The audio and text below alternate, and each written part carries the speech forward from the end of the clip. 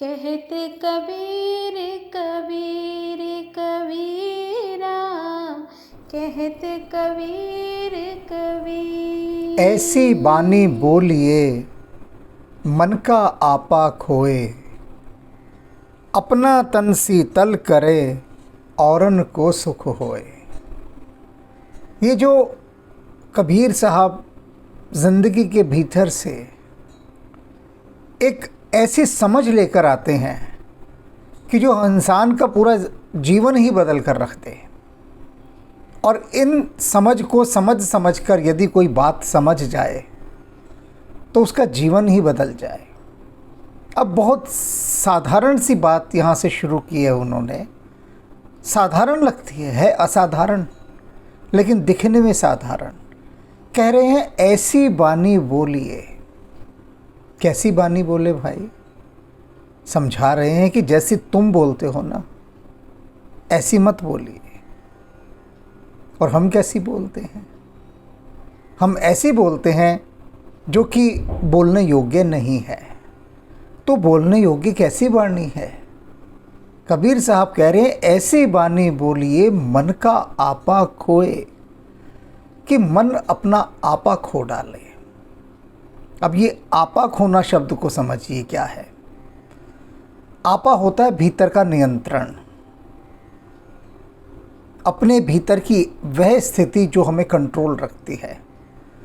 वाक्य सुना होगा तुमने कि वह गुस्से में अपना आपा खो बैठा और उसने सामने वाले को थप्पड़ मार दिया, या वह क्रोध में अपना आपा खो बैठा और उसने सामने वाले को बहुत गालियां दी। अब क्या खो दिया उसने? क्रोध में भरकर अपना आपा खो दिया। आपा माने नियंत्रण। अब जब नियंत्रण ही खो दिया तो फिर तो अनियंत्रित हो गया ना।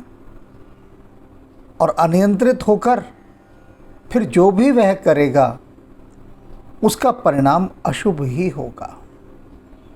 अब आपा खोने की बात ज़्यादातर गुस्से में आती है, लेकिन आपा अनेक प्रकार से खोया जाता है। दुख में भी व्यक्ति अपना आपा खो देता है। कोई ऐसी दुखद घटना घट जाए तो व्यक्ति अपना नियंत्रण खो बैठता है, पागल हो उठता है। और प्रसन्नता में, आनंद में भी व्यक्ति अपना आपा खो बैठता है। अब आनंद में आपा खोने वाली बात समझ में नहीं आ सकती, क्योंकि इतना आनंद कभी होता ही नहीं कि हम अपना आपा खो बैठें। क्रोध तो बहुत आता है, बार बार आता है, पल पल आता है, बिना किसी बात के आता है, और वो आते ही आपे को खो डालता है। और दुख भी आता है, लेकिन सुख कभी इतनी मात्रा में नहीं आता कि मनुष्य अपना आपा खो बैठे। आता ही नहीं कभी। और अगर आता है तो उस सुख का हम महत्व नहीं समझते हैं। अब आनंद की लहर मीराबाई के जीवन में ऐसी आई कि अपना आपा खो बैठी। ऐसा झूम के नाची आज के घुंघरू टूट गए। महाप्रभु चैतन्य आपा खो बैठे। आनंद की ऐसी लहर आई, नाच उठे। तो ये आपा कितने प्रकार से खोया जाता है। अब कह रहे हैं कि आप ऐसी वाणी बोलिए कि मन का आपा खोए। जो भी आपकी वाणी को सुने, सुनने के बाद वो अपने मन का आपा खो डाले, अर्थात आप पर फिदा हो जाए, लट्टू हो जाए, ऐसा सम्मोहित हो जाए आपकी वाणी सुनकर कि ठगा सा रह जाए। ऐसी भाषा बोलिए, ऐसी वाणी बोलिए, ऐसा स्वर होना चाहिए। प्रभु श्री राम जीवन में कभी ऐसा नहीं हुआ कि किसी की वाणी सुनकर वे अपना आपा खो बैठे हों।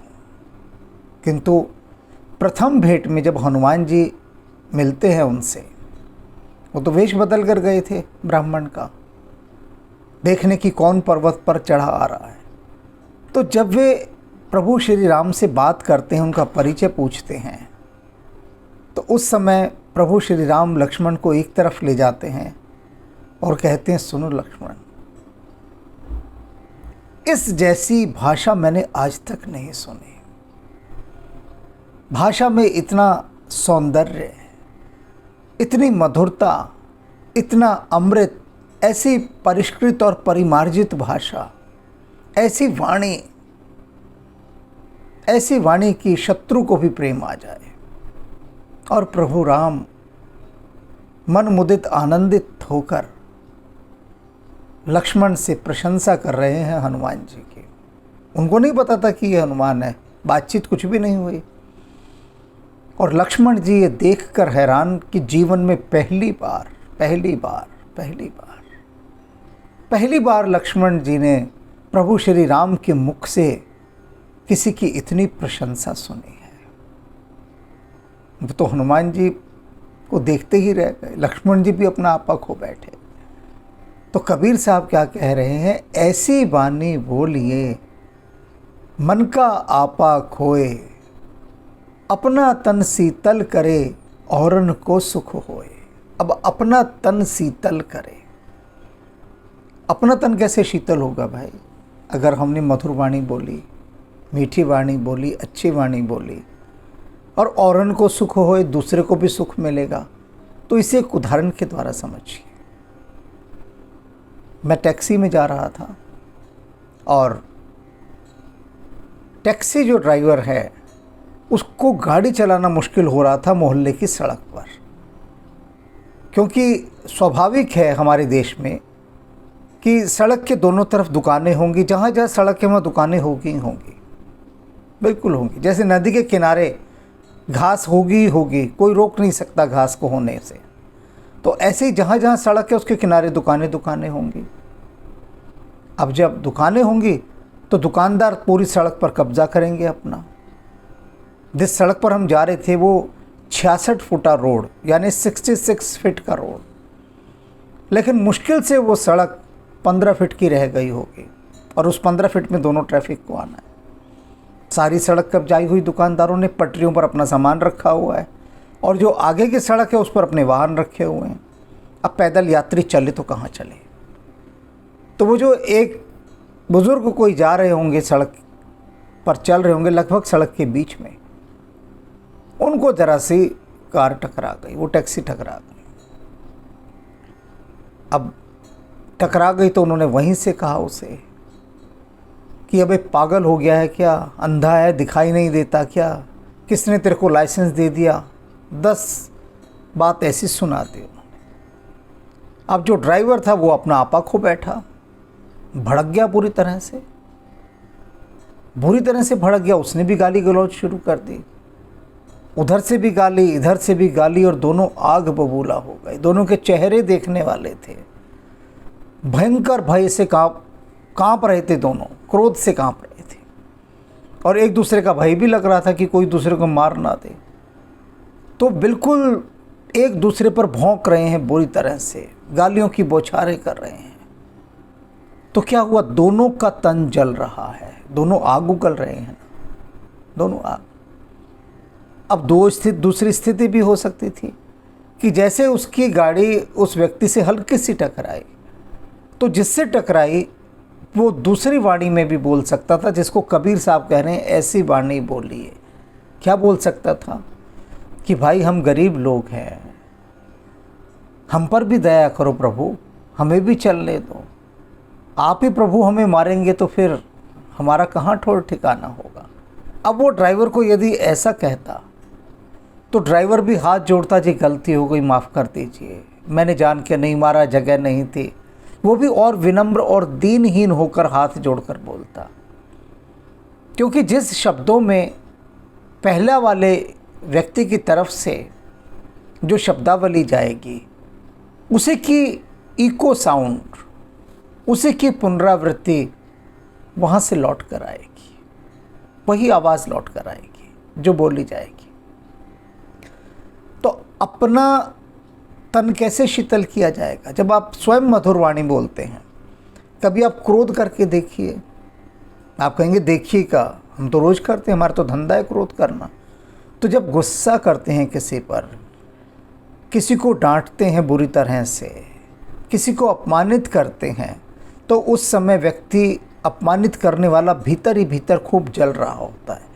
क्योंकि किसी पर अगर आग फेंकेंगे तो आग पहले खुद उठानी पड़ेगी ना, तो वो जलाएगी, शीतल तो करेगी नहीं।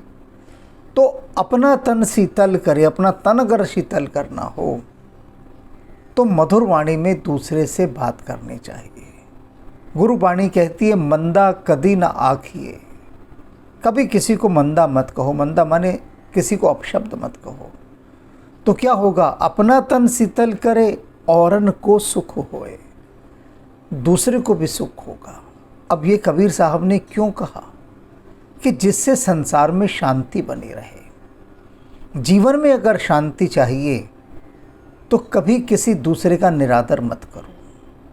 यदि किसी को अपनी बात कहनी भी है, विरोध भी है मन में, तो इतने सुंदर शब्दों में कहिए, इतने सुंदर शब्दों में कि दूसरे सुनने वाला व्यक्ति स्वयं लज्जित हो जाए और आपसे क्षमा मांगने लगे।